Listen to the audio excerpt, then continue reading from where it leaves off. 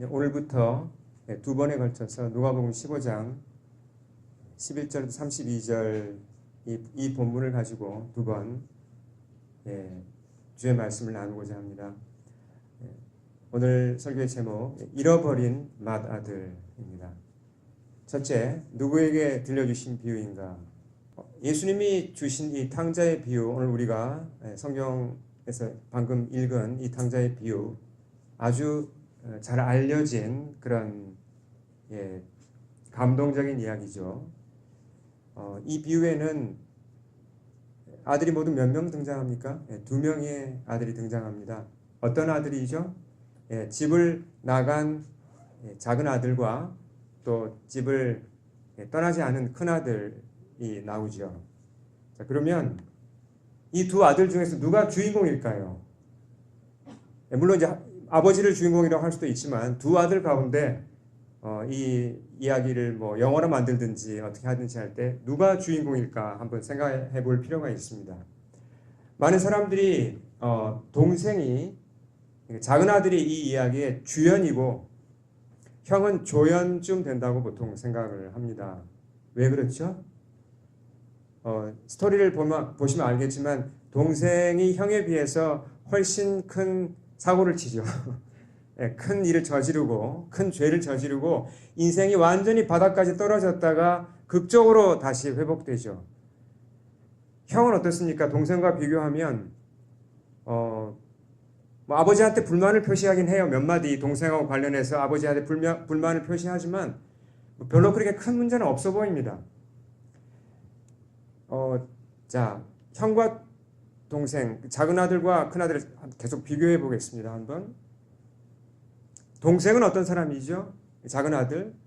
자, 하나님을 떠나서 자기 멋대로 살아가는 사람들, 이 세속적인 사람들을 대표한다고 할 수 있습니다. 동생, 그렇죠?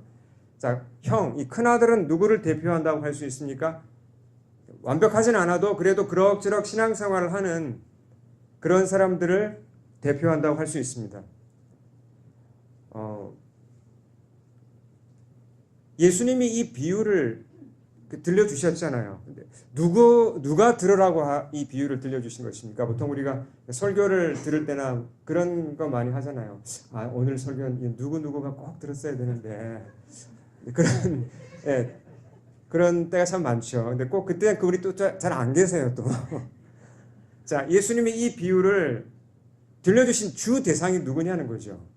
동생 부류의 사람 같잖아요. 그렇죠. 그런 동생 부류의 그 좀 세속적인 사람들이 회개하고 돌아오라고, 아버지의 사랑을 깨닫고 돌아오라고, 그렇게 동생 부류의 사람들한테, 세속적인 사람들한테 이 비유를 들려주시는 것 같지 않습니까? 그러나 이 15장 전체를 1절부터 32절까지 전체를 잘 읽어보시면 그렇지 않다는 사실을 알 수 있습니다.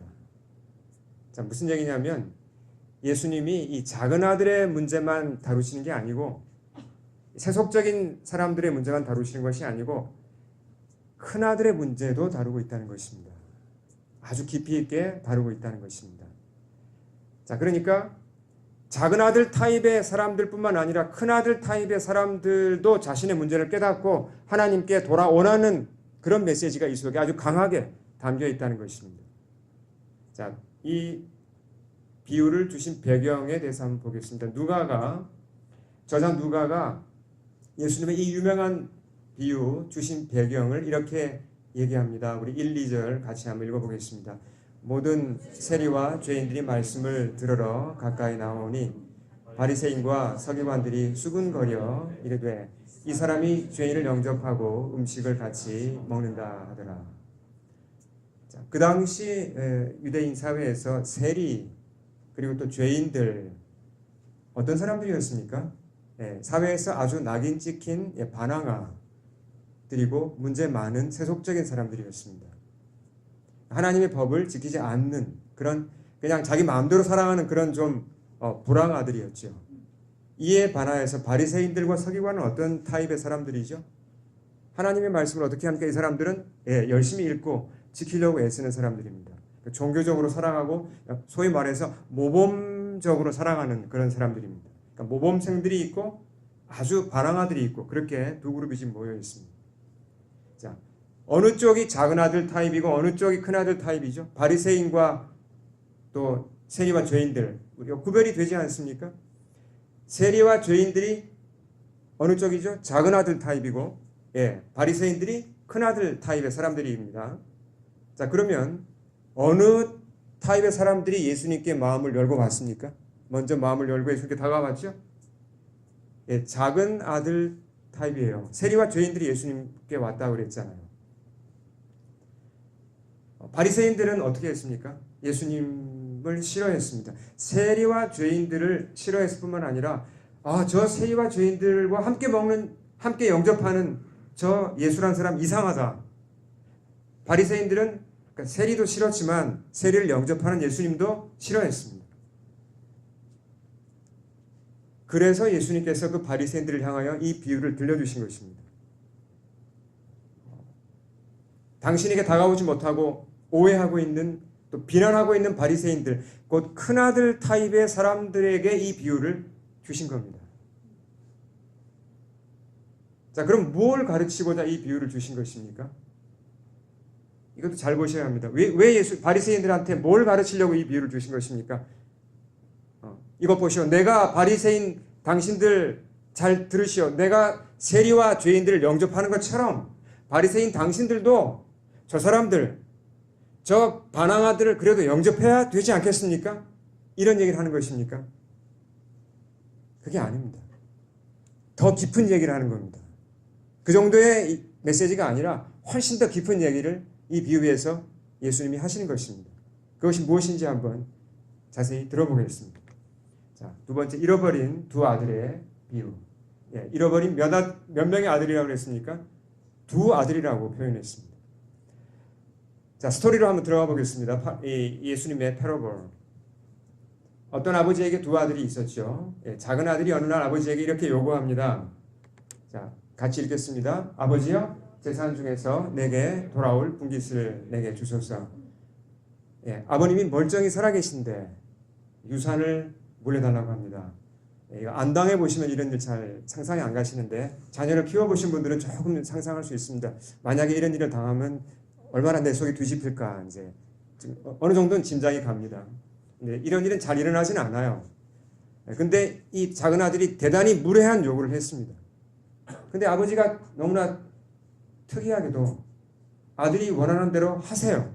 재산을 나누어 주셨습니다. 며칠이 지나지 않아서 작은 아들은 그 재산을 현금으로 바꾸었습니다. 그 당시 이제 유산이라는 게 다 대부분 땅이죠. 그러니까 땅을 아마 현금으로 바꾼 것 같고요. 먼 나라로 떠났습니다. 그리고 허랑방탕하게 살았다고 그랬죠. 재산을 다 날렸습니다. 근데 타이밍이 참 기가 막히죠. 그 나라에 흉년이 들었습니다. 뭘 하게 됩니까? 돼지치기로 전락하게 됩니다. 완전히 바닥으로 떨어져서 그때서야 비로소 그가 정신을 차리고 회개하면서 아버지께로 돌아가고자 합니다. 자, 그 부분을 보시면 참 상당히 흥미로운데요. 작은 아들이 스스로에게 하는 말을 보면 참 재미있습니다. 자기가 더 이상 아들 자격이 없다는 걸 알아요. 난 더 이상 아들 자격이 없구나. 이걸 깨닫습니다. 그 당시에 이렇게 유대인 사회에서 중동에서 이 정도 규모의 큰 잘못을 범한 사람은요, 입으로만 잘못했다고 하는 거 아무 소용 없었습니다. 집안에서 받아주지 않아요. 어떻게 했습니까? 재산을 지금 받아다가 다 날렸잖아요. 그러면 다시 그 집안에 들어가려면 입으로 사과할 뿐만 아니라 물어내야 돼요. 그걸 변상을 해야 됩니다. 그렇게 해도 아버지와 가족이 자기를 받아준다는 보장이 없는데, 그래서 작은 아들이 어떤 계획을 지금 하냐면요. 아버지 집에 돌아가서 자기를 품꾼으로 받아달라고 그러는 겁니다. 품꾼이 뭡니까? hired servant라고 그랬죠. 그러니까 돈을 받고 일하는 그런 어떤 일종의 그 인플로이죠. 무슨 얘기입니까? 그러니까 일을 해서 돈을 벌어서 아버지에게 입힌 손해를 갚겠다는 겁니다. 그런 조건을 걸고 아버지 저를 받아주세요. 그렇게 하겠다는 얘기죠. 사회가 원래 그랬습니다. 사회 시스템이. 그래서 이 친구가 보시면 돼지 우리에 앉아서 대사를 미리 연습해요. 이렇게 미리 연습합니다. 아버지께 가서 이르기를, 아버지, 내가 하늘과 아버지께 죄를 지었사오니 지금부터는 아버지의 아들이라 일컬음을 감당하지 못하겠나이다. 나를 무엇의 하나로? 품꾼의 하나로 보소서 하리라. 연습하는 거죠. 물론 이 속에 진심은 있습니다. 그러나 연습하는 겁니다. 이렇게 말해야지. 그리고 마침내 그가 집으로 돌아옵니다. 근데 멀리서도 아버지가 그를 알아보셨습니다. 아직도 거리가 먼데 아버지가 그를 보고 그랬습니다. 그리고 측은히 여겨 달려가 목을 안고 입을 맞추었다 그랬습니다. 사실 이런 작은 아들은 집안의 수치죠. 정말 이건 부끄러운 덩어리입니다. 근데 아버지가 과거를 전혀 묻지 않아요. 작은 아들이 이제 용서를 빌려고 연습한 대사를 다 외우기도 전에 아버지가 이렇게 얘기합니다. 종들에게 이렇게 말합니다. 제일 좋은 옷을 내어다가 입히고 손에 가락지를 끼우고 발에 신을 신기라. 그리고 살진 송아지를 끌어다가 잡으라. 우리가 먹고 즐기자. 아버지는 그 돌아온 아들을 어떻게 대우했습니까? 품꾼으로 아니면 종으로 받아들였습니까? 아니죠. 처음부터 아들의 지위를 회복시켜 줍니다. 아들을 영접합니다.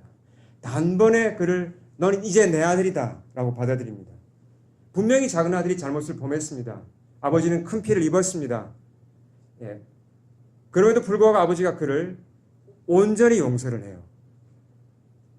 작은 아들이 살아 돌아왔다. 아들이 이제 내게 돌아왔다. 아들의 마음이 이제 내게 돌아왔다는 그 사실에 아버지를 흡족해 합니다. 그리고 큰 기쁨 가운데 그 기쁨을 잔치로 표현합니다. 앞서서 나온 두 다른 비유 6절과 9절을 참조하시면 이 아버지가 온 마을 사람들, 이웃들을 초대해서 큰 잔치를 벌였다는 걸 우리는 충분히 짐작할 수 있습니다. 아버지의 종들, 온 집안 사람들이 다 같이 기뻐하면서 이 잔치에 참여합니다. 자, 그런데 형은 어떤가 한번 보죠. 동생이 돌아왔습니다. 아버지가 큰 잔치를 베풀었다는 소식을 들었습니다. 큰 아들의 반응이 어떻습니까? 자, 28절 같이 한번 읽어보겠습니다. 그가 노하여 들어가고자 하지 아니하거늘. 자, 화를 냈습니다. 그 잔치에 들어가지 않겠다고 합니다. 근데 아버지가 나와서 간절히 청합니다. 그래도 계속 거절합니다. 동생을 비난하죠. 그리고 아버지에게는 불만을 토로합니다. 아버지가 계속 설득해요. 잃어버렸던 동생이 돌아온 거 아니냐? 남이냐? 동생이 돌아온 게 아니냐? 얘가 죽은 줄 알았는데 지금 살아서 돌아오지 않았느냐라고 간절히 설득합니다. 들어가서 함께 즐거워하자. 기뻐하는 것이 마땅하다. 근데 여기서 비유가 끝나버려요. 큰형의 답이 안 나와요. 이 큰아들이 결국 어떻게 했을까? 여러분의 생각은 어떻습니까? 아버지의 설득을 받아들이고 그래요 아버지 저도 들어가겠습니다라고 잔치에 들어가서 함께 축하를 했을까요? 아니면 끝까지 거부하고 들어가지 않았을까요? 예수님은 탁월한 스토리텔러이십니다. 아주 빼어난 이야기꾼이신데요. 여기서 이야기를 딱 끝내세요. 사실 요즘 드라마 작가들도 이런 거 배운 것 같아요. 사람들이 궁금하잖아요. 어떻게 됐을까? 어떻게 됐을까? 다음 편이 안 나오나? 자, 어느 점을 강조했습니까? 큰아들의 반응을 강조해놓고 끝내버렸어요, 스토리를. 사람들이 궁금해서 생각하도록. 그만큼 큰아들의 반응이 중요하다는 겁니다. 자, 다음 파트로 가겠습니다. 작은 아들뿐만 아니라 큰아들도 잃어버렸다는 내용을 한번 보죠. 자, 비유에서 아버지의 집은 풍요롭습니다. 아버지는 지극히 인자하시고 사랑이 정말 풍성하신 분이십니다. 근데 왜 작은 아들입니다. 작은 아들이 왜 집을 나갔을까요? 아니 이렇게 좋은 아버지를 두고 이렇게 부유한 집을 두고 왜 집을 나가요? 이해가 안 되잖아요. 이 친구가 비록 아버지 집에 살았지만 이 문맥을 보면 아버지가 어떤 분이신지 정말 어떤 분이신지 제대로 몰랐어요. 아버지에 대해서 제대로 몰랐던 겁니다. 아버지 집에 그가 알았던 게 있어요. 양식이 풍족하다. 그건 알았습니다. 근데 아버지한테 사랑이 풍족하다. 그건 몰랐습니다. 뭘 원했죠? 작은 아들이 원한 게 진짜 솔직하게 그냥 깨놓고 얘기해서 그가 원한 게 뭐였습니까? 아버지는 아니고 아버지는 싫고 재산 주세요. 재산이었죠. 그 재물을 가지고 아버지의 영향권을 벗어나서 자기 마음대로 살기를 원했습니다. 왜요? 그게 행복이라고 생각했죠. 그래야 내가 만족하리라고 생각한 겁니다. 이 세상에 많은 사람들이 작은 아들처럼 사랑합니다. 과거 저도 그랬거든요.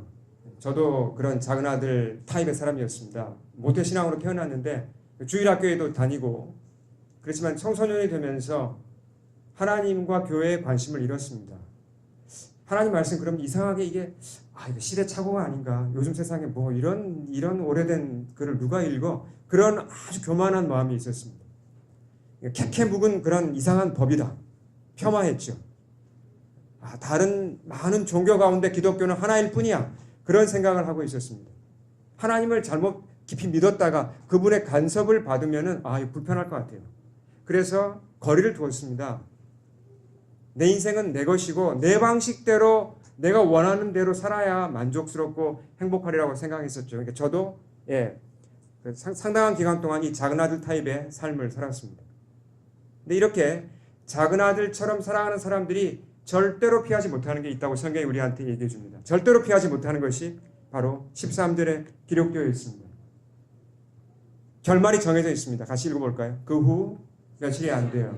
둘째 아들이 재물을 다 모아가지고 먼 나라에 가 거기서 허랑방탕하여 그 재산을 낭비하더니. 자, 작은 아들처럼 살면 어떻게 된다고요? 첫째는 가진 것을 허비할 수밖에 없습니다. 아무리 애써도 소용없어요. 자, 어떤 가진 거죠? 하나님이 주신 시간, 젊음, 내 재능 이런 것들을 결국 내 자신의 이기적인 탐심을 위해서 쓰게 돼요. 자신도 모르는 사이에. 아니면 의미 없는 것에 그냥 낭비하게 됩니다. 더 나아가서 영적으로 보면 어떻습니까? 기근에 처해요. 영적으로 굶어 죽을 지경에 처하는 것입니다. 방황에서 벗어나지 못합니다. 자, 큰아들에 대해서 보죠. 큰아들은 집을 떠났나요? 떠나지 않았습니다. 그러면 몸은 아버지 곁에 있었는데 자, 마음은 어떻죠? 오늘 스토리를 보시면 몸은 아버지 곁에 있었지만 마음은 떠났다는 것을 보여줍니다. 큰아들의 마음이요. 자, 그러면 우리가 한번 생각해 보죠. 큰아들이 진짜 원했던 게 뭘까요? 정말 속으로 정말 그가 간절히 원했던 게 뭘까? 최고로 바라고 원했던 게 뭘까? 한마디로 말하면 재물입니다. 너무 뻔한 얘기 같지만 근데 실제가 그래요. 자, 그가 아버지와 나누는 대화에서 그 사실이 잘 드러납니다. 동생이 돌아왔죠? 아버지가 잔치를 베풀었잖아요. 근데 형이 볼 때는 동생이 잘못한 겁니다. 동생의 잘못을 지적해요. 아버지한테. 아버지, 동생이 지금 잘못했잖아요. 그러면서 이렇게 얘기를 합니다. 아버지의 살림이 뭐죠? 프로퍼티, 재산이죠. 창녀들과 함께 삼켜버린 이 아들이 돌아오면 처음에 동생이 집을 나갈 때 아버지가 어떻게 했다고 그랬죠? 재산을 각각 나누어 줬다고 그랬습니다. 실제로 유산을 나누어 줬습니다.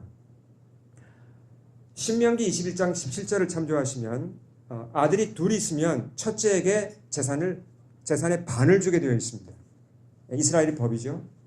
자, 그러면 동생이 아버지 재산에 얼마를 받은 거죠? 처음 나갈 때? 산수 금방 되시죠? 3분의 1을 받은 겁니다. 3분의 1을 가지고 나가서 다 날린 거죠. 이제 3분의 2가 남은 것이고 그건 누구 겁니까? 형 거예요. 첫째 아들. 근데 지금 그렇죠. 이제 언젠가 아버지가 돌아가시면 그 재산이 고스란히 누구에게 갑니까? 첫째 아들에게 갑니다. 형이 이걸 잘 알고 있어요. 첫째 아들이. 동생이 돌아왔습니다. 아버지가 어떻게 했습니까? 동생을, 둘째를 아들로 받아들였습니다. 자, 이는 뭘 의미하죠? 남아있는 그 재산 중에서 3분의 1이 또 그 동생한테 간다는 얘기입니다. 형은 그걸 금방 알아차렸습니다. 그래서 분노했던 겁니다. 이게 말이 되냐? 말도 안 된다, 이건. unfair하다. 자, 큰아들이 원하는 것, 작은아들이 원하는 것, 근본적으로는 똑같습니다. 아버지를 원했습니까? 아니에요. 아버지가 아니라 아버지의 재산입니다. 물론 이 두 사람이 자기 목적을 달성하는 방식은 달라요. 작은 아들은 어떤 방식을 택했습니까? 대놓고 그냥 대드는 겁니다. 그냥 깨놓고 아버지께 반항하고 대드는 겁니다. 그리고 그냥 나가버리는 겁니다. 마다들은 어떤 방법을 썼죠? 좀 더 고상한 방법이에요. 겉으로는 순종합니다. 그러면 속으로 이제 무언의 메시지를 아버지에게 날리죠. 계속 순종하면서 어떤 메시지를 아버지한테 계속 날립니까? 아버지, 제가 아버지 말에 순종하고 이렇게 계속 살고 있습니다. 보상이 있겠죠, 아버지? 보상 확실하게 기대합니다. 예, 그런 메시지를 가지고 항상 이제 아버지와 관계를 맺었다는 걸 알 수 있죠. 우리는 이 두 사람의 잘못이 본질적으로 같다는 걸 알 수 있습니다. 자, 정리해보면 어떻습니까? 두 사람 모두 아버지의 권위를 못마땅해 했습니다. 아버지의 권위에서 벗어나려고 했습니다. 둘 다 아버지를 이용해서 자신의 목표를 이루고자 했습니다. 둘 다 아버지를 사랑하지 않았습니다. 아버지가 이 사실을 알 때 얼마나 기가 막힐까요? 여러분, 부모로서 자녀가 나를 사랑하지 않는다는 걸 알 때 그 충격 한번 생각해 보셨습니까? 이건 너무나 가슴 아픈 얘기입니다. 둘 다 아버지를 사랑하지 않았습니다. 여러분, 이런 의미에서 보면 작은 아들뿐만 아니라 큰 아들도 아버지를 떠난 것입니다. 잃어버린 아들이라는 거죠. 1979년에 피터 셰퍼라는 분이 희곡 하나를 썼습니다. 아마데우스라는 희곡을 썼는데요. 아마 이걸 영화로 보신 분들이 아마 계실 것입니다. 어떤 이야기죠? 세계적인 작곡가 볼프강 모차르트와 또 이탈리아의 꽤 알려진 작곡가인 살리에리라는 이분의 이제 두 사람의 실화를 기초로 쓰여진 희곡입니다. 이제 실화가 있었고 그 실화를 좀 각색해서 이제 이 작품을 쓴 거죠. 근데 이 작품을 보면요 참 재미있는데 그 살리에리라는 이 사람이 이탈리아 작곡가가 실존 인물입니다. 전형적인 큰아들 타입의 사람이에요. 네. 그리고 이따가 보시면 알겠지만 모차르트는 전형적인 그 작은아들 타입의 사람입니다. 자, 살리에리를 먼저 보죠. 살리에리가 보면 청소년 때부터 열심히 이제 신앙생활을 합니다. 교회 다니면서 이런 기도를 드려요. 주여, 저를 위대한 작곡가가 되게 해주소서. 음악으로 주의 영광을 찬미하게 하시고 저도 음악적으로 성공하게 하소서.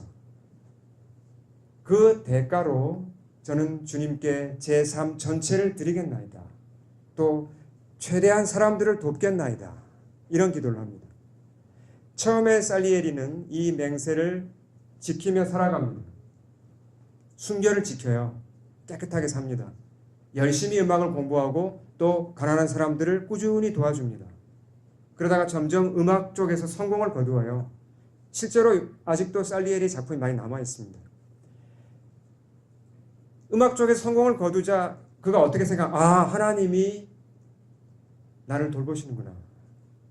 하나님이 이 나와 한 이 거래를 지키시는구나. 내 기도를 들으시는구나. 그렇게 믿습니다. 근데 바로 그때 음악의 천재적인 재능을 지닌 모차르트가 등장합니다. 누가 봐도 이 천재성은 하나님이 부여하신 것이 분명하다고 할 정도로 너무나 놀랍습니다. 모차르트 잘 아시지 않습니까? 근데 모차르트가 음악적으로 이렇게 천재인데 인간적으로는 완전히 방탕하게 살아갑니다. 작은 아들 타입의 사람이죠. 신앙과는 아예 담을 쌓았습니다. 약혼까지 한 상태에서 다른 여자들과 놀아납니다. 그런데도 음악적으로는 대성공을 거두었어요. 살리에리보다 훨씬 유명한 작곡가가 됩니다. 살리에리는 죽어라고 몇 달 해야지 뭐 한 곡 쓸까 말까 하는데 모차르트는 그냥 뭐 술 마시고 놀다가 쓱쓱 30분 만에 그냥 한 작품 나오는 거예요. 그걸 보고 살리에리가 속이 뒤집히지 않겠습니까? 근데 또 살리에리가 더 속이 뒤집히는 것은 자기는 이렇게 열심히 교회를 다니는데 모차르트는 교회 안 다녀요.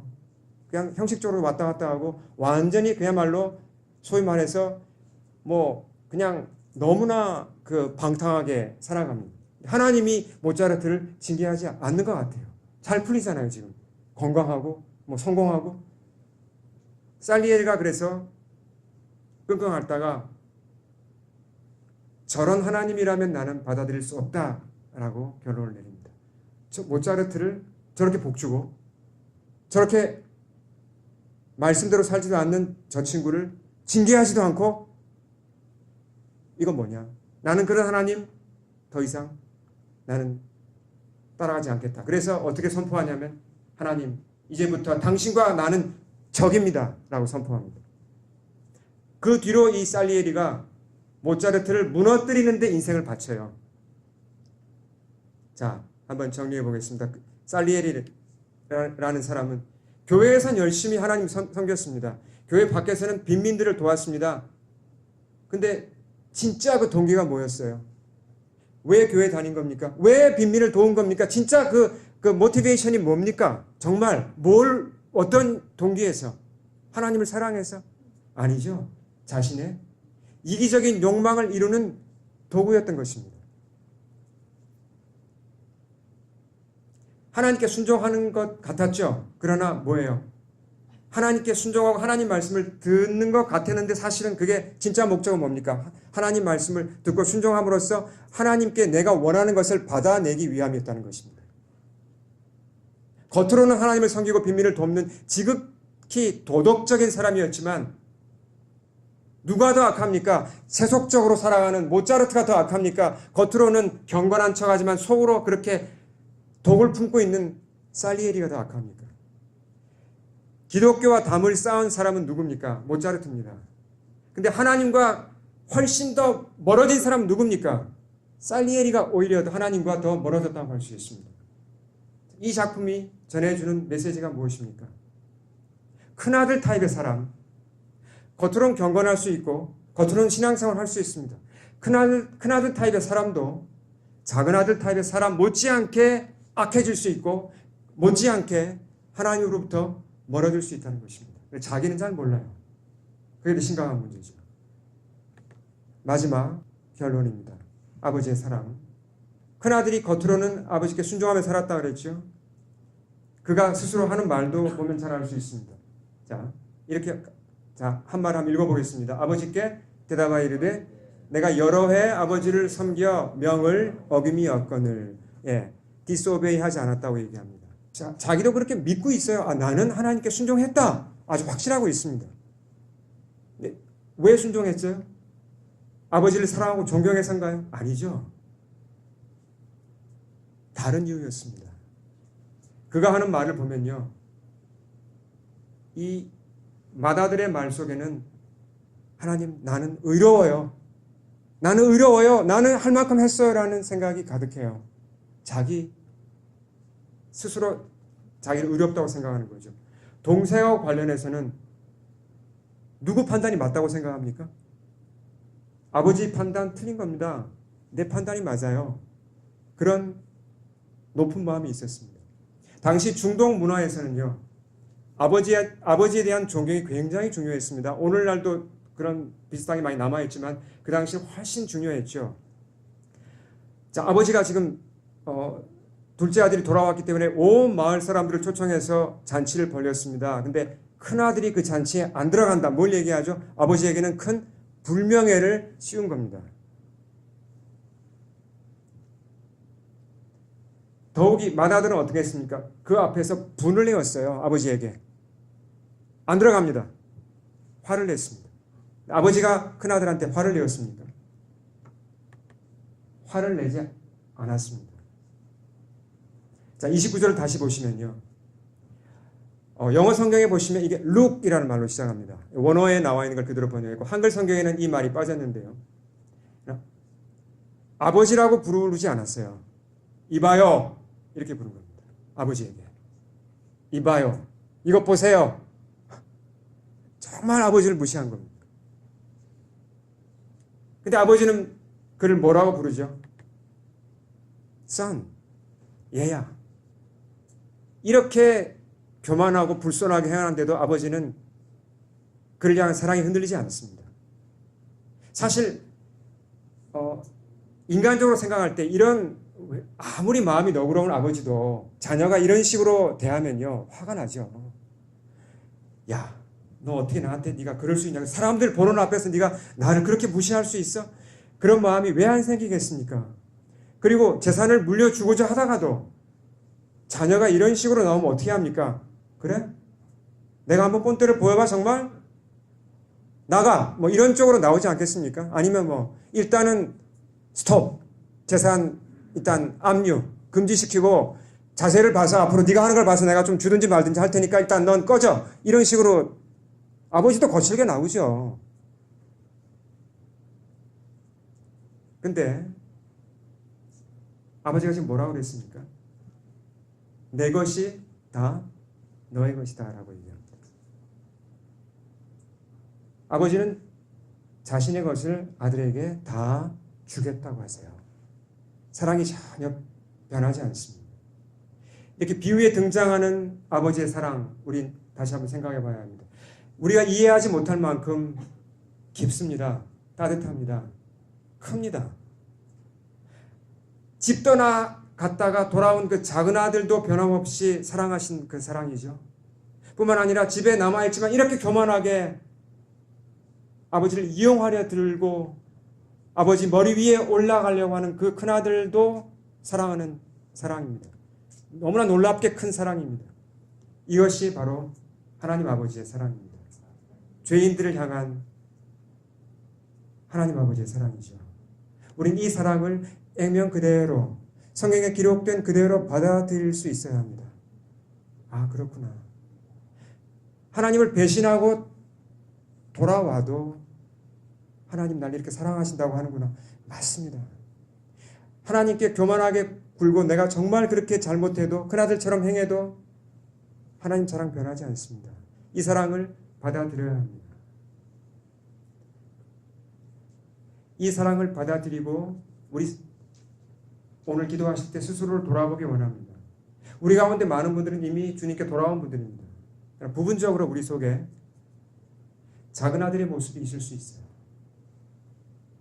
부분적으로 우리 속에 큰 아들의 모습이 아직 남아 있을 수 있습니다. 우리가 이제 함께 기도하면서 우리 자신을 돌아보겠습니다.